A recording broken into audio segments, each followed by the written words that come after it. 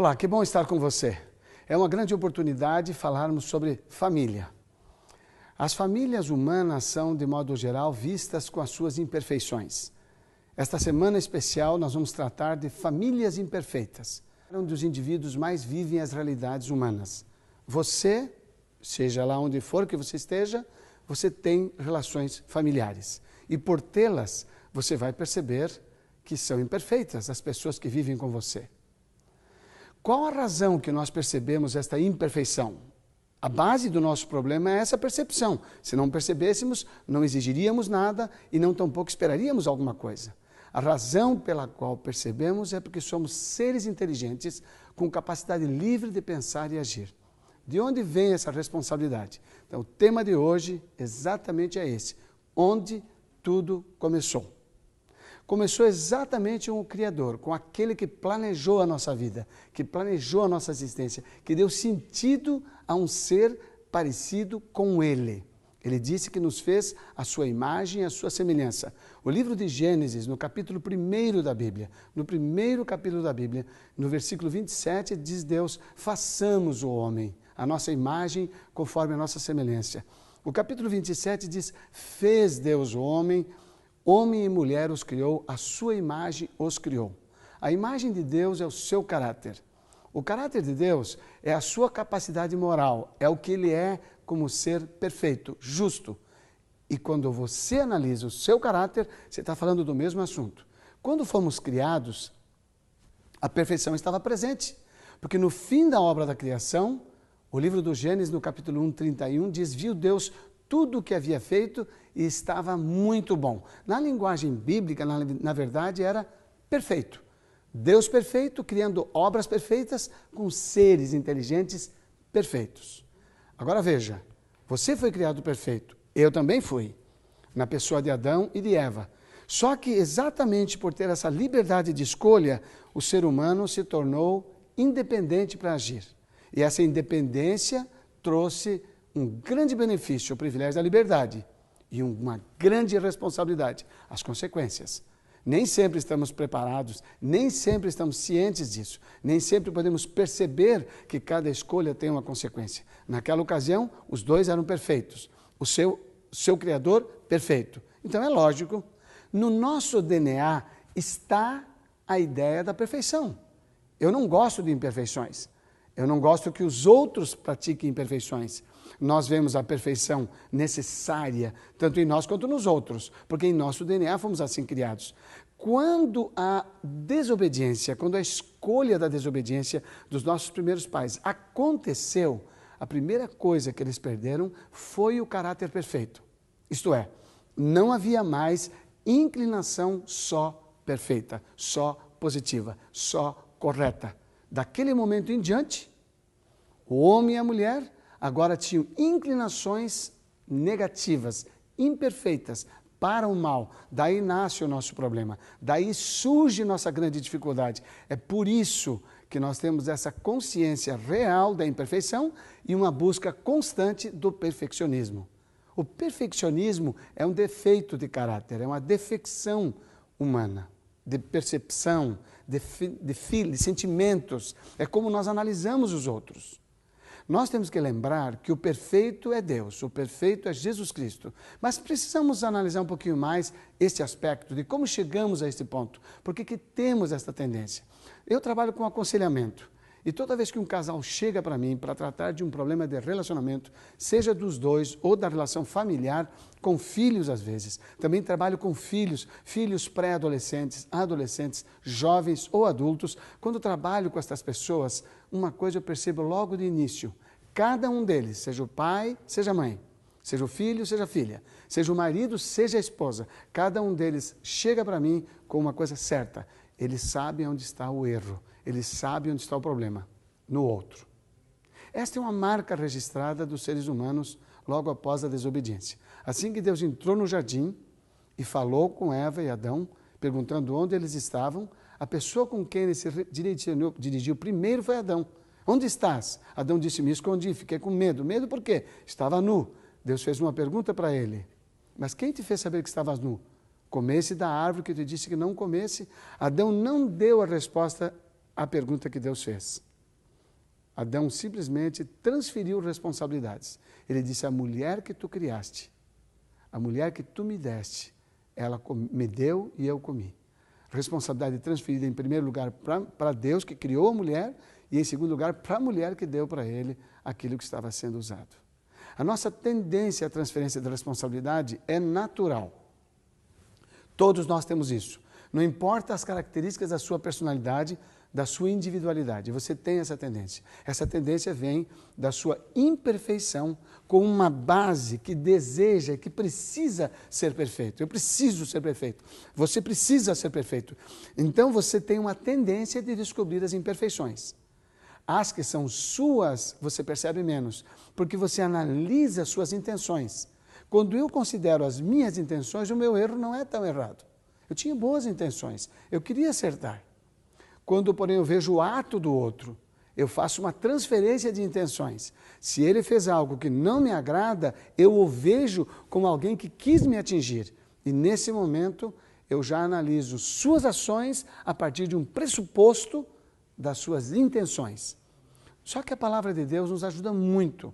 E eu quero fazer uma correção em alguns conceitos que nós temos sobre a análise da Bíblia. Por exemplo, muitas pessoas no mundo evangélico presente, o mundo cristão, na verdade, adoram ver os textos do Novo Testamento, destacam o Deus revelado em Jesus Cristo como um Deus longânimo, bondoso, amigão, que vivia, conversava e se relacionava, interagia com pecadores.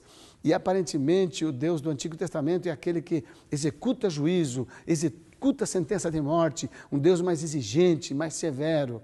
Pois eu quero trazer uma boa nova para você, importante nova. O Evangelho de João, no capítulo 1, nos versos 1 a 3, diz, no princípio era o Verbo, e o Verbo estava com Deus, e o Verbo era Deus. A descrição desses 3 versos mostram exatamente a extensão do envolvimento de Jesus com a criação.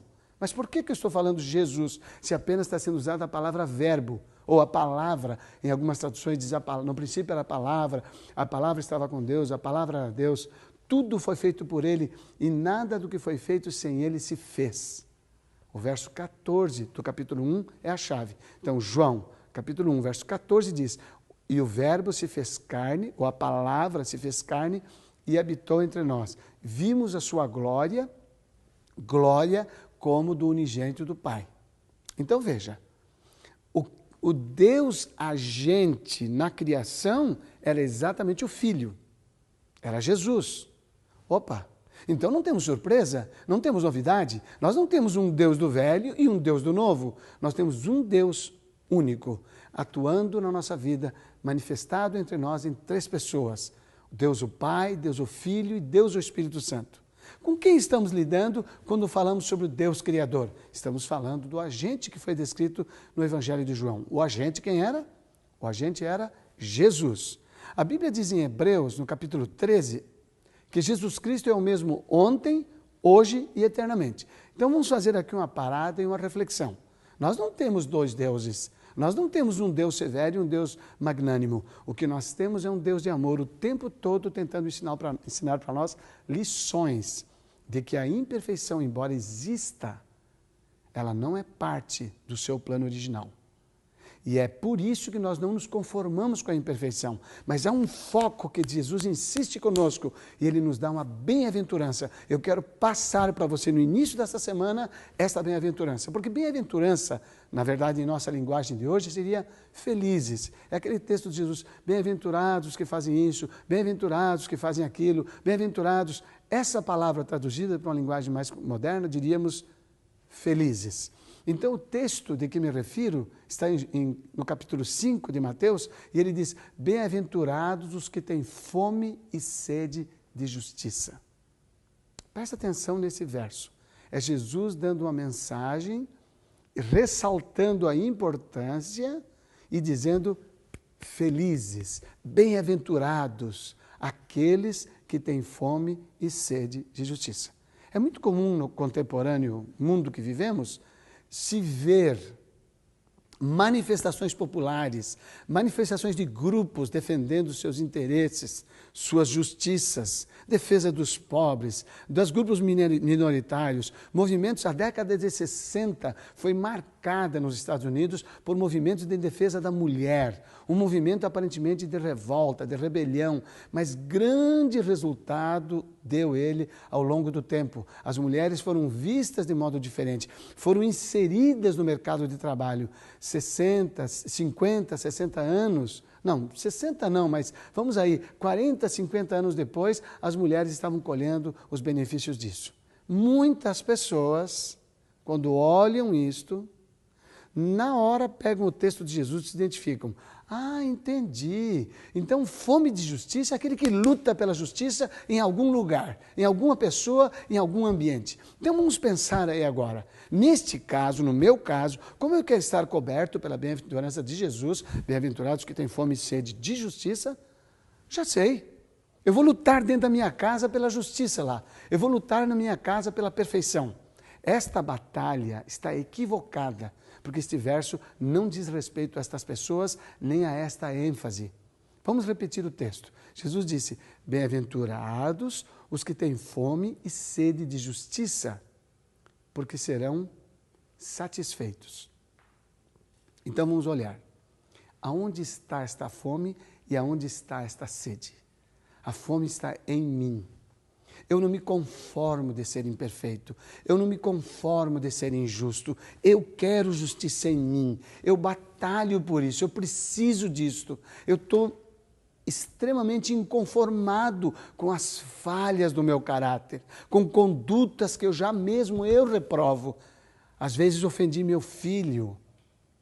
Às vezes ofendi minha esposa. No caso dos filhos, às vezes tratei mal o meu pai, uma pessoa que cuidou tanto de mim, que a Bíblia diz honrar pai e mãe. Por que às vezes eu não consigo honrá-lo? Por que às vezes eu me saio mal com ele, trato ele de uma maneira inadequada? A minha mãe, que é tão carinhosa, prepara o de jejum, cuidou de mim quando ainda tinha fraldas, e agora eu reajo, porque estou insatisfeito com coisas que ela faz, e ela realmente está errando. Ela mesmo pode estar falhando com você, porque ela é imperfeita, mas a fome e a justiça que Deus está dando a bem-aventurança, ou tornando felizes, é a fome e a sede que está dentro de você. É quando se diz, mas eu não podia ter feito isso com ela, eu não quero fazer isso com ela, o que é que eu faço para poder superar isso? Como é que eu lido com a minha própria tendência imperfeita ou de imperfeição? A palavra de Deus nos ajuda mostrando que nas promessas da Bíblia existem três pontos ou três coisas importantes para que você possa desenvolver isso. A Bíblia diz em 1 João, no capítulo 2, nos versículos 1 e 2, ela diz assim, primeira epístola de João, capítulo 2, versos 1 e 2. Filhinhos, eu vos escrevi para que não pequeis. Se todavia alguém pecar, temos um advogado junto ao Pai, Jesus Cristo, o justo. Ele é fiel e justo para nos perdoar os pecados e nos purificar de toda a injustiça. Jesus enviou os profetas, escolheu instrumentos para nos dar o conhecimento da sua vontade, da sua palavra, para que vivamos a justiça. Deu-nos o poder, através do Espírito Santo, para podermos aplicar esta palavra e vivê-la. É muito fácil os seres humanos, os cristãos, colocarem o conhecimento da palavra no nível do intelecto. Muitas pessoas acham que quando elas conhecem a Bíblia, elas já por si mesmas são capazes de fazer o que ela diz. A compreensão da Bíblia, em primeiro lugar, é intelectual. Depois ela é aceita, é quando você diz eu quero. Necessariamente, alguém não está dizendo eu gosto, porque normalmente quando nós estudamos a Bíblia, ela se choca com algo que o nosso egoísmo prefere. Ela se choca, mas nós dizemos eu quero. Eu quero não significa ainda eu gosto, só para reafirmar.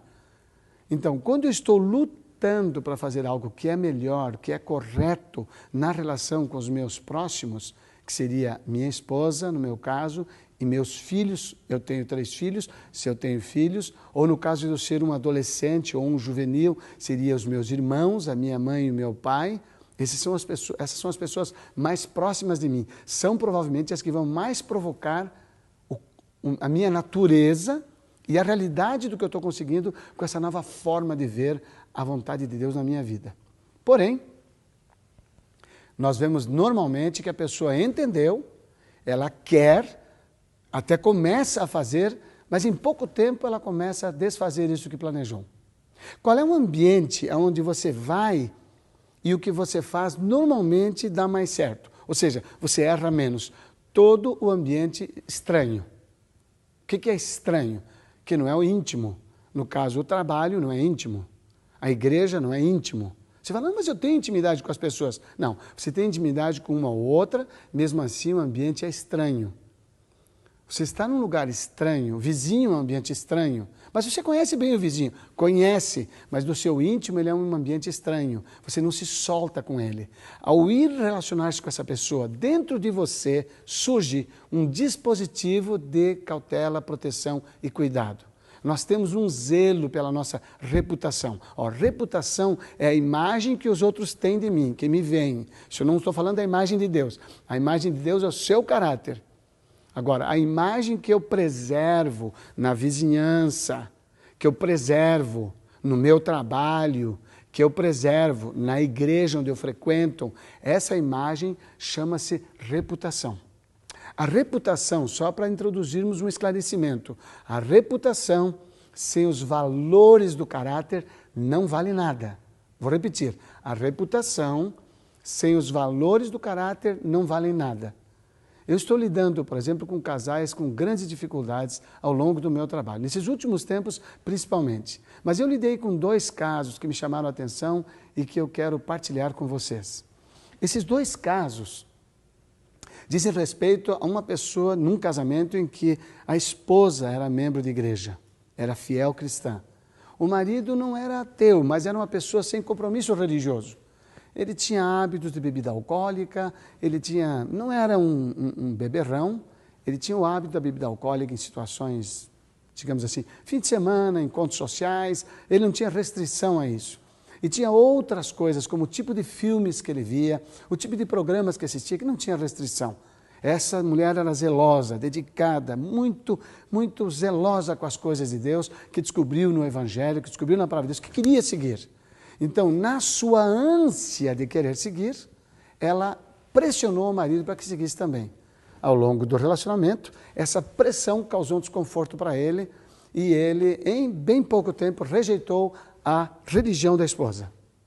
Não importa a placa da igreja, não importa. Era uma pessoa perto dele, era uma pessoa de frente para ele que mostrava uma religião pretendida. E ele foi contra, ele se fechou a ela, nasceu-lhes um filho. Aliás, desculpem, esse filho já estava com ele, já estava em crescimento. Mas quando esse filho viu a posição rígida da mãe, rigorosa, em querer a perfeição no seu amigo, em busca da verdade, em busca da palavra de Deus, em busca de uma boa religião, essa pressão fez o filho também, por sua natureza, que como qualquer outro é natureza pecaminosa, ele rejeitou, chegou a dizer para a mãe que não queria ser cristão jamais. Ela estava extremamente frustrada, abatida, acabada. Eu tentei ajudá-la a ver que a pressão da religião não produz religiosos. É o ato do amor, é a entrega da compreensão, é que faz com que o outro perceba que Jesus fez diferença para você. Vamos voltar ao original. Nós queremos ser justos, porque fomos criados em justiça. É nosso Pai Celestial justo e perfeito, e eu quero perfeição para mim. Jesus disse, bem-aventurado aquele que tem fome e sede de justiça, aquele que gostaria de ser mais justo, aquele que quer ser mais justo. E foi Jesus quem disse no capítulo 5 de Mateus 5:48, ele disse, sede perfeitos como é perfeito o vosso Pai que está nos céus. Oh, meu Senhor, como é que eu posso? Esta mulher queria ser perfeita. A perfeição não deve ser buscada nos outros, a perfeição deve ser buscada em você. E às vezes a prática de uma conduta doméstica correta nem é a melhor maneira de ser justo e perfeito. Não é mesmo. Às vezes a melhor prática é quando você mostra para o outro tolerância, paciência, compreensão. Você vê que ele fez algo que você não gosta, ou até você vê que ele fez algo errado em relação aos princípios que você conhece, mas você diz, ele não quer fazer isso. É a natureza dele que faz. Ela não precisa de condenação, ela precisa de apoio a essa pessoa. Ela precisa ser levantada em seu estado de falha e de fraqueza. Eu vou a ela com tolerância, eu vou a ela com perdão. Daí nós vamos encontrar uma condição em que ela consegue perceber que não sou mais eu. O texto de Paulo, vivo não mais eu, mas Cristo vive em mim. Somente Deus em mim, somente Jesus em mim, será possível eu mostrar algum tipo de controle das minhas injustiças. E daí eu vou ser tolerante com as injustiças dos outros. E fique claro entre nós 2 pontos para nós podermos chegar a uma conclusão. 2 pontos importantes. Número 1, não tenha uma pretensão elevada a seu respeito. Romanos, capítulo 12, no versículo 3, Romanos, capítulo 12, no versículo 3, nessa tradução da Bíblia, chamada Nova Versão Internacional, o texto diz assim: por isso, pela graça que me foi dada, digo a todos vocês, ninguém tenha de si mesmo um conceito mais elevado do que deve ter, mas ao contrário, tenha um conceito equilibrado, de acordo com a medida da fé que Deus lhes concedeu. É aí que nós temos que fazer esse tipo de busca da justiça. Eu vou controlar a visão que tenho de mim mesmo e vou melhorar a visão que eu tenho do outro. Outro texto, outro conselho, está em Filipenses, no capítulo 2. Usando Jesus como modelo da perfeição e da justiça, o apóstolo Paulo diz assim no versículo 4, cada um cuide não somente dos seus interesses, mas também dos interesses dos outros. Seja a atitude de cada um a mesma que houve em Cristo Jesus. Jesus não precisava estar na terra. Jesus viu uma porção de pessoas imperfeitas. Ele veio ao encontro delas, não porque elas fossem perfeitas, não porque elas estivessem agradando a Ele, mas porque Ele viu que elas precisavam dEle para poderem cumprir o agrado de Deus, a vontade de Deus. Ele quer nos ajudar. Ele se fez homem, Ele batalhou entre nós. Ele não precisava, mas Ele humilhou-se, Ele esvaziou-se. Isso quer dizer que o seu conselho, através do apóstolo Paulo, é que eu também me esvazie do meu eu, da minha pretensão de ser. Não é que não esteja certo. Aquela senhora está certa, ela não está errada, mas nós não podemos impor sobre os outros o que nós consideramos certo e fazemos certo. Nós podemos exemplificar com a prática, nós podemos exemplificar com a paciência, nós podemos exemplificar com o verdadeiro amor e mais. Nós podemos ir a estas pessoas e dizer a elas, fica tranquilo, eu te entendo. Você errou, mas eu te aceito, eu quero te ajudar. A aceitação abre a possibilidade de o outro perceber a sua necessidade de salvação, do Salvador e até da sua ajuda. Até da sua ajuda. Então, se você quer ser um agente de Deus na pregação do Evangelho, na conclusão da obra nesta terra, porque Jesus está prestes a vir. Jesus está prestes a vir. E nós precisamos preparar as pessoas. E para prepararmos, temos que começar fazendo o seguinte. Número 1. Eu tenho que me preparar, buscando a Deus todas as manhãs. Essa semana vamos começar a acentuar isso. Agora, concluindo, todas as manhãs, estudo da Bíblia, comunhão intensa. Eu não estou falando do culto familiar, da devoção pessoal, para eu poder me encher da sua palavra. Filhinhos, eu vos escrevi para que não pequeis. Esta frase tem que ficar na minha cabeça. Eu preciso ler porque ele escreveu para eu não pecar. Se eu esconder a sua palavra no meu coração, vou me proteger contra o pecado. Que pecado? Da sociedade? Não. Da vizinhança? Não. Da minha casa? Não. O pecado que está dentro de mim. Por natureza. Segundo ponto, eu vou olhar para as pessoas da minha casa e vou revelar a ela tudo que eu tenho de melhor recebido de Deus. Paciência, bondade, tolerância, compreensão, oportunidade. Toda vez que alguém é atacado, ele bloqueia a sua percepção da sua falha.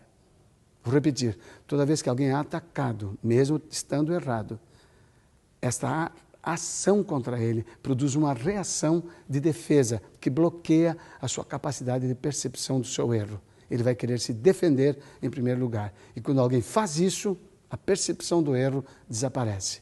Se eu, por outro lado, me admito em falha, houve um desentendimento, a falha do outro foi maior que a minha, mas eu me adianto apresentando a minha falha, a percepção da minha falha e do quanto eu quero ajustar-me com ele, acertar com ele. Neste momento, eu abro nele a possibilidade de descobrir a sua própria falha. E se ele não descobrir? Se ele não descobrir, não faça nada. Porque se ele não descobrir e se ele não quiser, ninguém vai poder fazê-lo sentir-se responsável por algo. Toda vez que eu começo um trabalho, eu digo para as pessoas, não estou procurando nem culpado, nem inocentes. Nós vamos procurar responsáveis. Neste ponto, quem é o responsável? Naquele, quem foi? Se descobrirmos o responsável, ele necessariamente não é um culpado.